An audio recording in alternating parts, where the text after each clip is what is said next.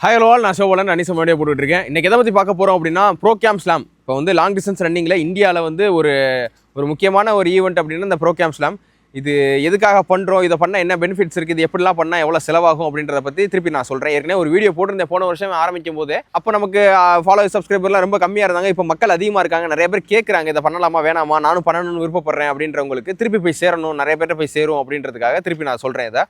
இதை சொல்கிறதுக்கு முன்னாடி இந்த லாங் டிஸ்டன்ஸ் ரன்னிங் பண்ணுறோம்ல, இதோட நோக்கத்தை என்னன்றதை தெரிஞ்சுக்கிட்டு உள்ளே போங்க. புதுசாக பண்ணுற ஆள், பழைய ஆளுமே நான் சொல்கிறத ஒரு 5 நிமிஷம் கேளுங்க. கொஞ்சம் புலம்புற மாதிரி இருக்கும், இதில் சுவாரஸ்யமாகவும் இருக்கும்.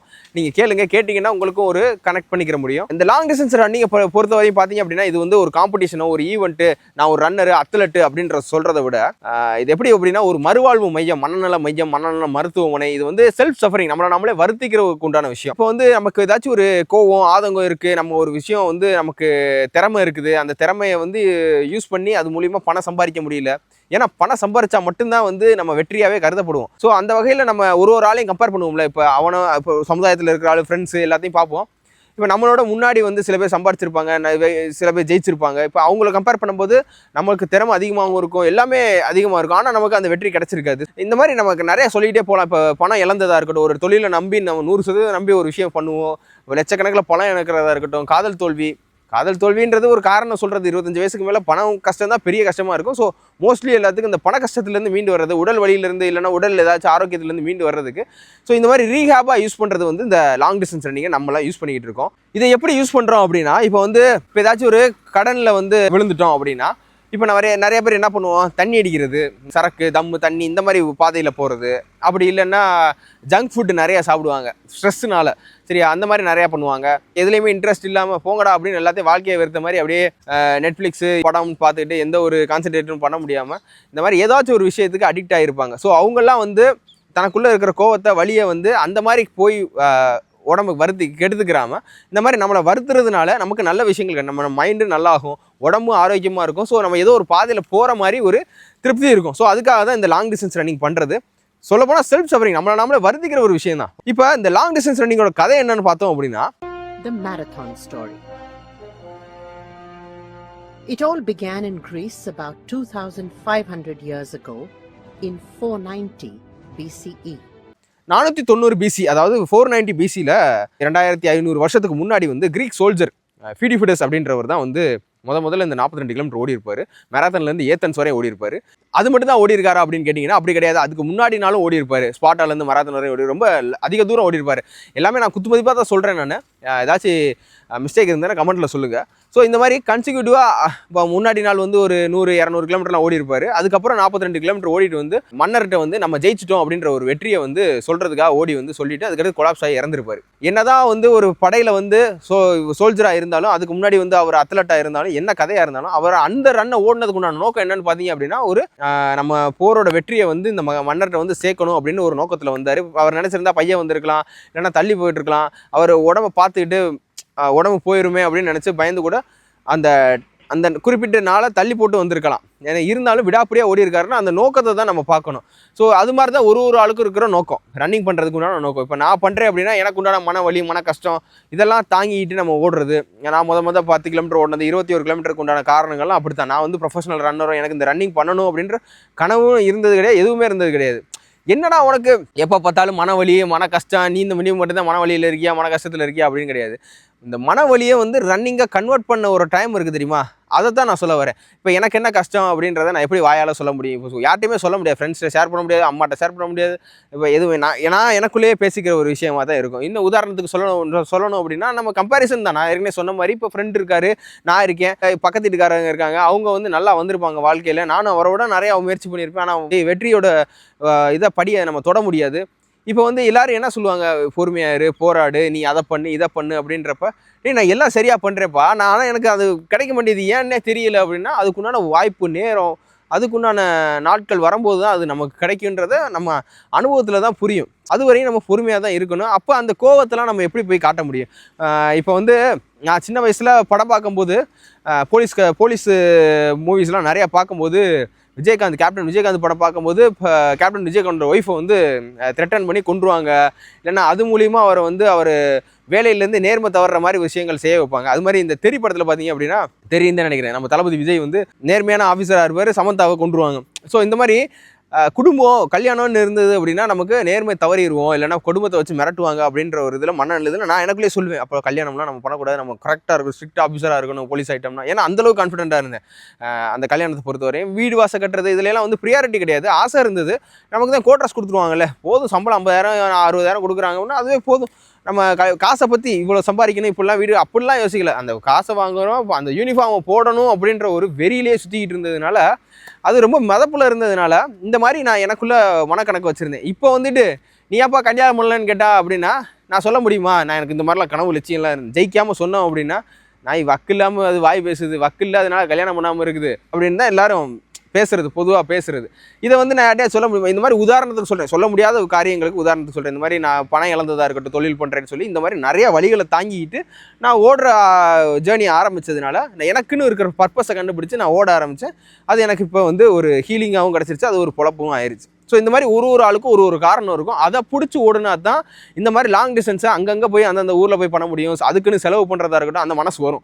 இல்லாட்டினா இது வந்து வெட்டி செலவு மாதிரி தான் இருக்கும். So come to the topic வந்து ப்ரோகேம் எப்படி பண்ணலாம் அப்படின்றத பார்ப்போம். முடிஞ்ச அளவுக்கு சொல்லிட்டேன்னு நினைக்கிறேன். இந்த ப்ரோகேமை பொறுத்த வரையும் இந்தியாவில் மொத்தம் 4 ஸ்டேட்டில் நடக்கும். ஒன்று பெங்களூரு, இன்னொன்று டெல்லி, இன்னொன்று கொல்கட்டா, இன்னொன்று மும்பை.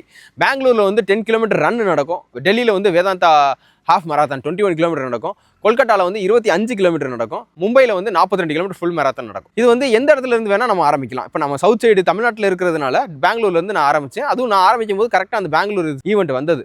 ஸோ அதனால் பெங்களூர் வந்து ஆரம்பித்தேன் நான். இப்போ நீங்கள் வந்து டெல்லி சைடு இருக்கீங்க, கொல்கட்டா சைடு இருக்கீங்க அப்படின்னா நீங்கள் அந்த சைடு இருந்து ஆரம்பிக்கலாம். இல்லை அங்கிட்டு இருக்கீங்க, இப்போ டெல்லியில் இருக்கீங்க, இப்போ வந்து ஏப்ரலில் வந்து பெங்களூர் டிசிஎஸ் வரப்போகுதுன்னா இப்போ அங்கேருந்து இங்கே கூட இருந்து ஆரம்பிக்கலாம். உங்களோட விருப்பம் தான், எந்த இடத்துல இருந்து ஆரம்பிக்கிறீங்களோ அது அப்படியே ஒரு சர்க்கிளாக முடியும். இப்போ டாடா மும்பை மராத்தான் ஜனவரியில் முடிஞ்சிருச்சு. இப்போ ஃப்ரெஷ்ஷாக எப்படி ஸ்டார்ட் ஆக போகுது அப்படின்னா, பெங்களூர் டிசிஎஸ் 10K வந்து பிப்ரவரி 13 ரெஜிஸ்ட்ரேஷன் ஓப்பன் ஆகுது. ஏப்ரல் மாதம் நடக்கும். 10 கிலோமீட்டர் ரன், சரியா? அதுக்குண்டான ரெஜிஸ்ட்ரேஷன் பார்த்தீங்க அப்படின்னா ஒரு 2000 10Kக்கு 2000 அது ரொம்ப அதிகம் தான்.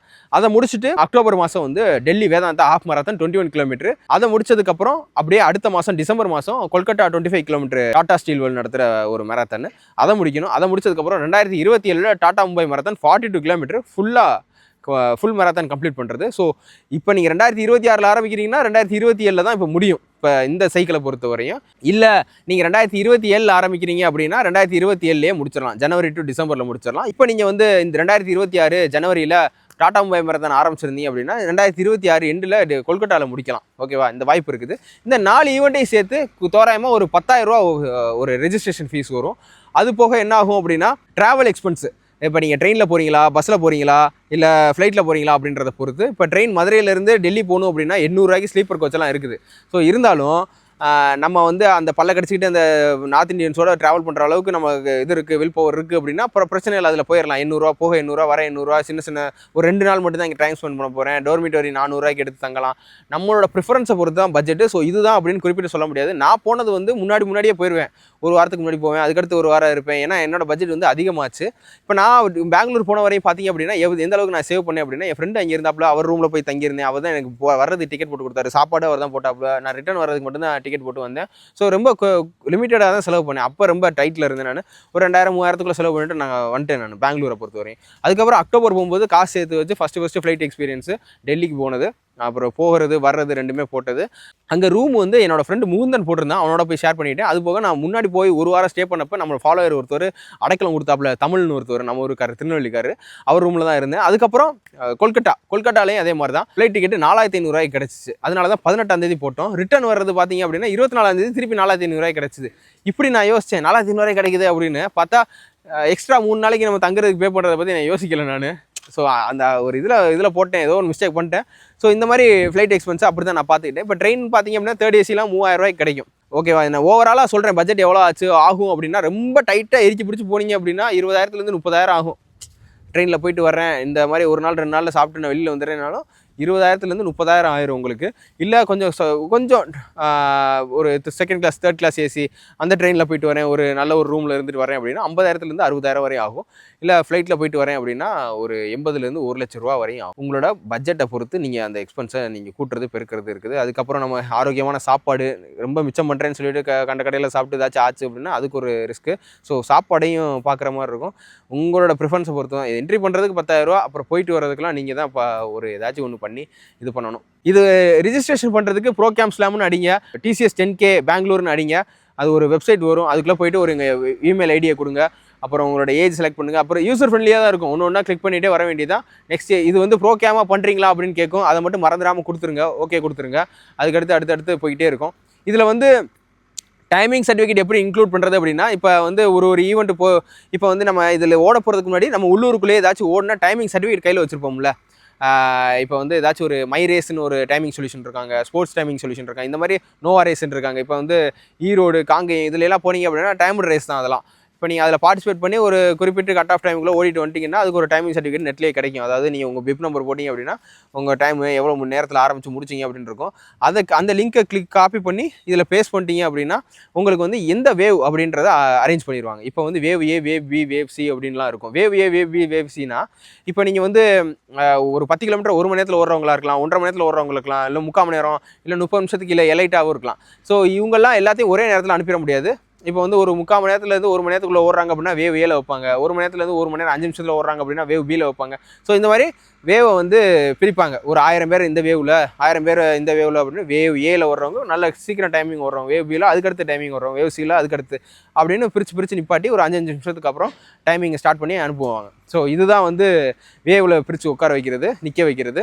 ஸோ இப்படி தான் இந்த ப்ரோக்ராமு நடக்கும். இந்த 4 ஸ்டேட்லேயும் ஏன் போய் கவர் பண்ணணும் அப்படின்னா, 4 ஸ்டேட்லேயும் எல்லா ஸ்டேட்லேருந்து வருவாங்க. இப்போ வந்து பெங்களூரில் நடக்க போகுதுன்னா கொல்கட்டா, மும்பை, யூபி எல்லா சைடில், குஜராத், மும்பை, வேறு ஊரில் இருந்துலாம் எல்லா ஊரில் இருந்து வந்து இதில் கலந்துக்குவாங்க. கொல்கட்டாவில் நடக்குது அப்படின்னா இங்கேருந்து சவுத்துலேருந்து போவாங்க, நார்த்துலேருந்து போவாங்க. டெல்லியில் நடக்க போகுதுன்னா சவுத்துலேருந்து எல்லோரும் போவாங்க. ஸோ இந்த மாதிரி எல்லாரையும் ஒன்று கூட வைக்கிற இடமா தான் வந்து இந்த ப்ரோக்ராம் இருக்குது. ஸோ அதனால் இது நம்ம பண்ணுறது. இது பண்ணிட்டோம் அப்படின்னா ரன்னர்ஸ் மத்தியில் ப்ரோக்ராம் பண்ணிட்டாங்களா அப்படின்னு ஒரு கெத்து. அது போக இது வந்து இதை பண்ணியிருக்கோம் அப்படின்னா நமக்கு தெரியாத ஆன்சர் கூட இதில் வந்து தெரிஞ்சுக்கலாம். ஒரு சில ஒரு டவுட்ஸ்லாம் வந்து இதில் கிளியர் ஆகும் கண்டிப்பாக. ஏன்னா ரன்னிங்கில் வந்து நிறைய விஷயங்கள் கற்றுக்கிற மாதிரி இருக்கும், அதெல்லாம் இந்த இடத்துல கற்றுக்கலாம். ஒரு நல்ல ஒரு எக்ஸ்பீரியன்ஸு. புது மனுஷங்களை பார்க்கலாம், பல பாஷைகளை காதில் கேட்கலாம், பல லாங்குவேஜ் காதில் கேட்கலாம். நம்ம நல்ல ஒரு எக்ஸ்பீரியன்ஸாக இருக்கும்.